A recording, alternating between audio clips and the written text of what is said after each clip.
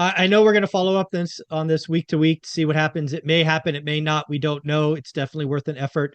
But tell me a little bit about the deal. What are you getting? What kind of purchase price? What's the rate on the loan? What are you hoping to get done? Sure. Yeah, this is an amazing example of what a difference in interest rate makes. I don't have the numbers right in front of me because we didn't know we were going to talk about this, but I can tell you high level. And then on a follow-up call, I can give you the nitty-gritty details. But I can tell you that at this home is basically a 5-year-old home. So it's like new. It's in excellent condition.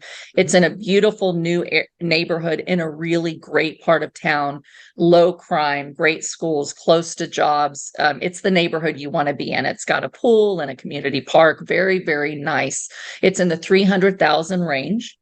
Okay. And I actually put it under contract for $300,000. We had an inspection and I got a little bit off of that. But at $300,000, if I were to have to put 20% down as an investor, and that's about as best as you're going to get, my interest rate was going to be about 8%. Okay, on that deal. Sure. My cash flow, when I build in, and I always do, 5% for vacancies, 10% for maintenance, and 10% for property management. I take off 25% off the top, and that's on a good quality home that's not going to need a ton of maintenance. My cash flow is going to be negative $200 and something a month. So some people might say, oh, well, I'll just manage it myself, or there won't be any vacancies, or I won't have maintenance. And they would have come up with a cash flow maybe in the $100 range or less. But I always figure those things in. So I would have just looked at this deal and said, next, Pass. this doesn't work, right? Pass. The rents on that home are about $2,800 a month. Okay. So 300,000 purchase price, $2,800. If you look at that 1% rule, basically is going to tell you it's not going to cash flow. And at today's rate, it doesn't. But here's the amazing thing, Michael. Now I'm having to put way more money down on this deal than 20%. So don't read loan assumption means low down payment like it was originally for the veteran that bought it. What happens on all loan assumptions for USDA, FHA, and VA is that the difference between what the home purchase price is and that mortgage is, you have to cover.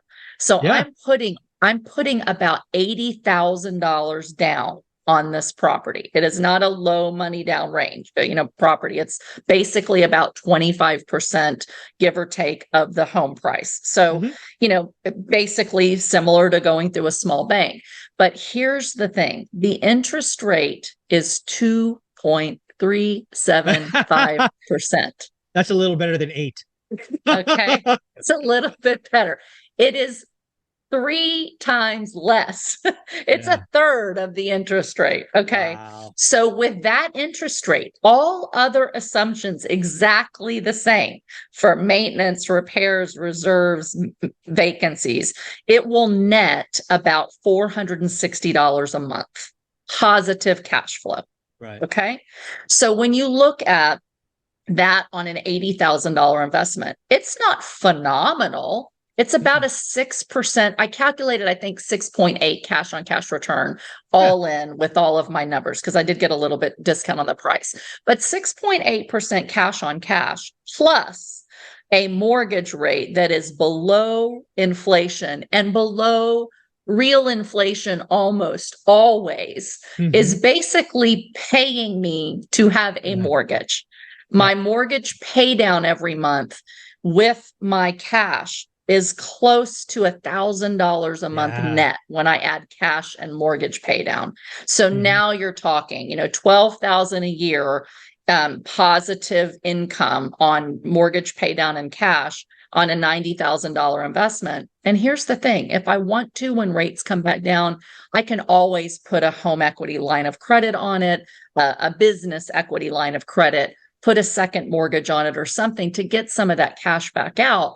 But, $1,000 a month on a $90,000 investment isn't too shabby. And that doesn't include, future appreciation and future interest rates going up higher to make my net spread even better in terms of positive leverage.